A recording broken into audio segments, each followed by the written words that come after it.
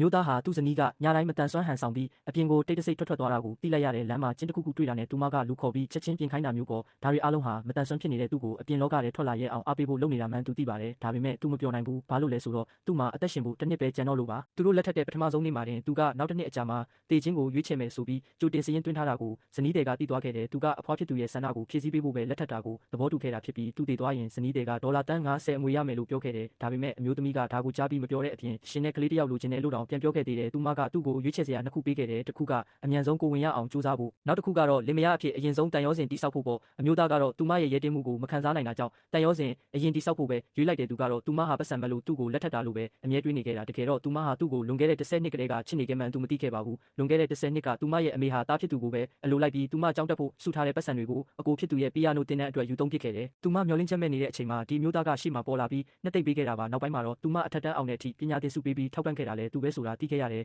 အဲ့ဒီအချိန်ကစလို့သူမသူ့ကိုချစ်မိသွားခဲ့တာပေါ့ဒါပေမဲ့အဲ့ဒီတုန်းကသူကအရန်ကိုထူးချွန်ထက်မြက်တယ်လို့ထူးချွန်တဲ့စစ်ဆက်ထားသူလည်းရှိနေတာကြောင့်သူမကတော့တိတ်တဆိတ်ပဲချစ်နေခဲ့ရတာပါနှစ်တော်ကြာတော့သူဟာကားအက်ဆီဒင့်ကြောင့်လေးဖြတ်သွားပြီးစစ်ဆက်ထားသူကလည်းဆုံးခွာသွားတယ်ဆိုတာကိုတငယ်ချင်းတယောက်စီကကြားလိုက်ရတယ်ဒီတန်ရာတွေကြောင့်သူဟာစိတ်တက်ကြပြီးဘယ်သူနဲ့မှမတွေ့ကျင်တော့ပဲဖြစ်နေတာပေါ့အဲ့ဒီသတင်းကိုကြားတာနဲ့သူမဟာသူ့အဖွားစီသွားပြီးသူ့ကိုချက်ချင်းလက်ထပ်ခဲ့တာပါလက်ထပ်ပြီးတဲ့အခါမှာတော့သူမဟာတခြားလူတွေနဲ့မတူမှန်းသူသိလာရတယ်သူမကသူ့ကိုမတန်ဆွမ်းသူတယောက်လိုဘယ်တော့မှမဆက်ဆံဘူးအဝတ်စားတွေတင်ခိုင်းတာပါဆယ်ထုတ်တွေဖွင့်ခိုင်းတာစသဖြင့်သူလုံနိုင်တဲ့အလုပ်မှန်သမျှကိုသူမကအမြဲအကူအညီတောင်းလို့ရှိတယ်အလုပ်တစ်ခုပြီးသွားတိုင်းလည်းသူမကသူ့ကိုအနမ်းတပွင့်နဲ့ဆုချတတ်သေးတယ်ဒီလိုမျိုးတန်းတူညီတူနေ့စဉ်ဆက်ဆံမှုတွေကပဲသူ့ရဲ့ပိတ်ထားတဲ့နှလုံးသားတကားကိုတဖြည်းဖြည်းပွင့်လာစေခဲ့တယ်သူလည်းဇနီးတွေကိုစတင်လက်ခံလာပြီးသူမပန်းကြိုက်မှန်းသိလို့တစ်နှစ်ပတ်လုံးနေတိုင်းအိမ်ကိုပန်းတွေပို့ခိုင်းခဲ့တယ်သူမကတော့ဒါကိုမြင်ပြီးအယံဝမ်းသာသွားတာပေါ့သူ့ရဲ့ပြောင်းလဲမှုကိုသတိထားမိလို့သူမကအပြင်ထွက်ဖို့စမ်းပြီးခေါ်ကြည့်ပေမဲ့သူကညှင်းဆန်နေတော့မယ်သူမတန်ဆွမ်းဖြစ်သွားကြတဲ့ကအပြင်ကိုကိုယ်တိုင်ဘယ်တော့မှမထွက်ချင်တော့ဘူးလို့လက်ထောက်ကပြောပြတာကြောင့်သူမဟာမတန်ဆွမ်းတယောက်ရဲ့ခံစားချက်ကိုနားလည်နိုင်ဖို့ဝီချက်တစ်စီးကိုအထူးမှယူလိုက်တယ်ညတိုင်းသူမကိုယ်တိုင်ဝီချက်စီးပြီးအပြင်ထွက်ကမတန်ဆွမ်းတယောက်ရဲ့ဘဝကိုကိုယ်တိုင်ခံစားကြည့်ခဲ့တယ်ဒါကိုအမျိုးသားကသိသွားပေမဲ့ဘာမှတော့မပြောခဲ့ဘူးတနေ့မှာတော့သူမကထပ်ပြီးချွဲနွဲကအပြင်မှာလမ်းတူတူရှောက်ဖို့ခေါ်တဲ့အခါသူကဝီချက်ကိုလှည့်ပြီးထွက်သွားတယ်သူမကထပ်ပြီးငင်းခံလိုက်ရပြီလို့ထင်နေတော့မှပဲသူကအပြင်သွားမဲ့အဝတ်စားတွေလဲပြီးသူမနဲ့အတူအပြင်ထွက်ဖို့သဘောတူလိုက်ပါတော့တယ်အပြင်ရောက်တော့သူမကပတ်ဝန်းကျင်ကပြောင်းလဲမှုတွေကိုစိတ်အားထက်သန်စွာနဲ့လိုက်ပြတယ်လို့